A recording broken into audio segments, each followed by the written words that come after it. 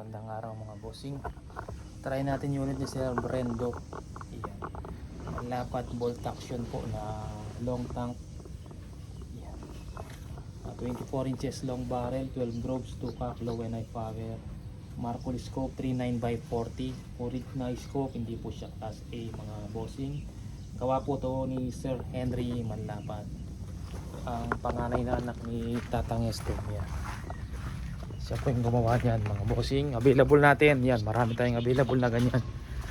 Target, maglagay tayong bagong karton mga bossing. Ikot na tayo ulit. Yan, baka susunod pag CO2 dito na lang tayo, ayunit na doon, tapos umiikot pa tayo. Tapos pag PCP sa likod tayo. May CO2 pala nagtanong kahapon or pinapatry yung unit niya 50 to 40 meters. CO2 lang po yung unit sir, hindi natin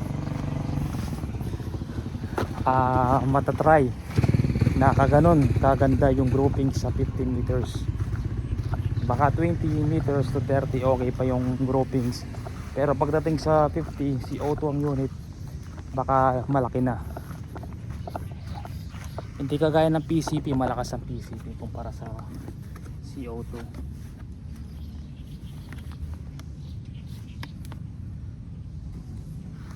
Yan, ang CO2 di man ata kahit anong gawin kong chrono, hindi man umaabot ng 700 fps, 600, 620. Puro kanya lang ang PCP 800 to 1000 fps.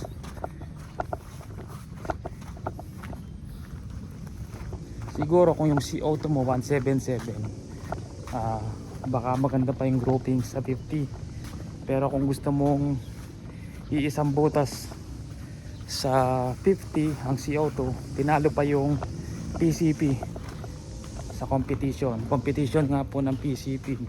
Pinaka BR25 pinakmalapit, 25 meters lang po. Tapos 50, 75, 100, 125, 150, kanya na po. Iba kasi ang lakas ng CO2 sa PCP mga bossing.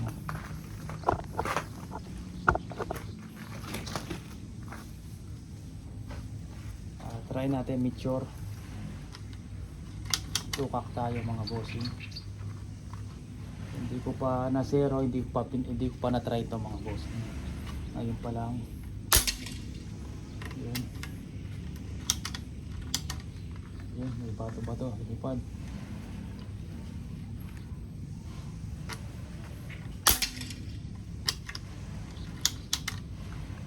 Mga 20 meters.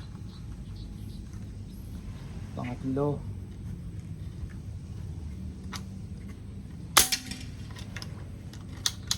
Yan, konting galaw lang mga bossing mag-iiba. Lalo na to bolt action, pag hinila mo medyo gumagalaw ng konti. Pero maganda ng groupings nito sa 20 meters.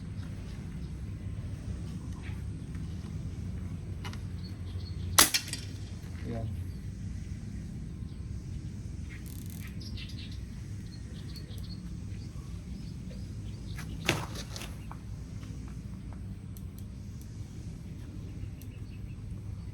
Lock natin mga bossing. Yan. Kasira na. Pakita natin yung groupings, hindi man lumaki sa intotoro. Yung unang tira niya mga bossing sa taas, pangalawa, pangatlo, pangapat, panglima, bumaba na.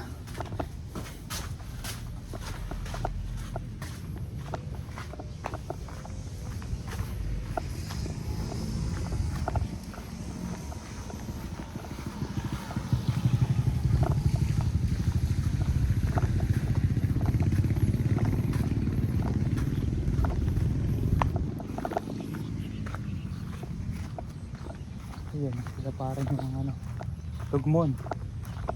Ayan dito.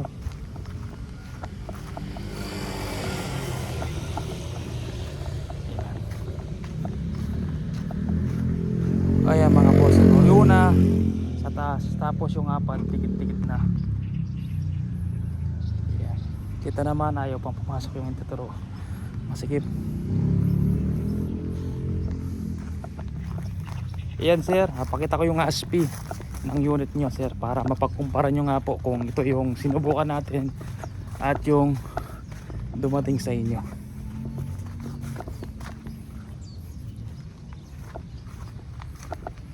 Yan, marami tayong available niyan, puro long tank, wala tayong standard tank. Pag may standard tank, marami naghahanap na long tank. Pag may long tank, marami naghahanap na standard tank. Yan. Nung kasi nakaraan puro standard tank, marami naghahanap ng long tank. Ngayon pinagawa natin puro long tank. Ngayon naman may long tank, marami naghahanap ng standard tank. Pag may hammer, marami naghahanap ng bolt action. Pag may bolt action, hinahanap naman nila handle type. Yan.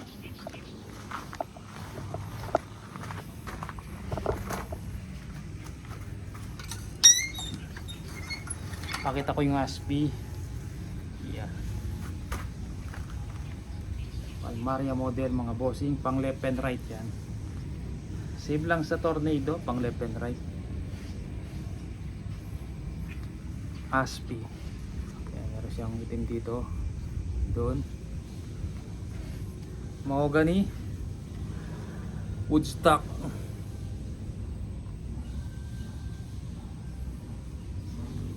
Long tank. Pwede gamitan ng PCP hand pump to, pero CO2 pa rin ang unit, hindi siya PCP mga bossing. Baka sabihin nyo ginamitan na ng PCP hand pump, PCP ng unit. Hindi po, CO2 talaga to. Pwede lang gamitin ng PCP hand pump. Ang pinaka safe na pwedeng ilagay 1.2 PSI, wag nang gawin 1.5, wag nang gawin 1.8 to 1.2 lang. Yan ang pinaka safe, kasi yan hindi naman pang high pressure yan, hindi kagaya ng compress rifle, yung tinatawag na PCP, kaya tinawag na compress. Sinisiksik talaga yung hangin. Pang high pressure yung gamit na materials, hindi kagaya nito CO2. Pag kinargaan mo ng CO2 yan, kusang titigil pag puno na. Yung compress, hanggat hindi mo maabot yung 3000 PSI, hindi ka hihinto, kakabomba or kakapump. Yan. Ito kusang titigil pag puno na mga boss. Kahit anong bukas mo ng tangke ng CO2, kusang titigil. Huwag lang scuba, baka kinargaan nyo ng scuba, kusang titigil. Malakas po yung pressure na sa loob ng scuba, puputok po yan mga bossing. Magkaiba po yung CO2 sa PCP yan. Pinaka-safe 1.2 PSI. Walang gauge. Ayan. May nagtatanong, nakapost, CO2 ba yan o PCP? Mga bossing, makikita mo yung PCP, may gauge tsaka quick fill. Tsaka walang PCP na ganito yung tangke, kasi kung mag-PPP, gagawa ka na rin ng PCP, isa kang maker, hindi ka gagawa ng ganitong tangke.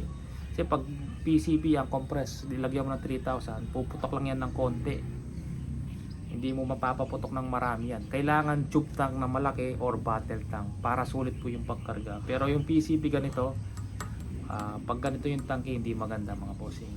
Kasi kada bomba, makaka 5 o 10 shots ka lang, kakarga ka na naman ng 3,000. Nakakapagod. Mas sulit po yung battle tank. Isang kargaan, maraming putok.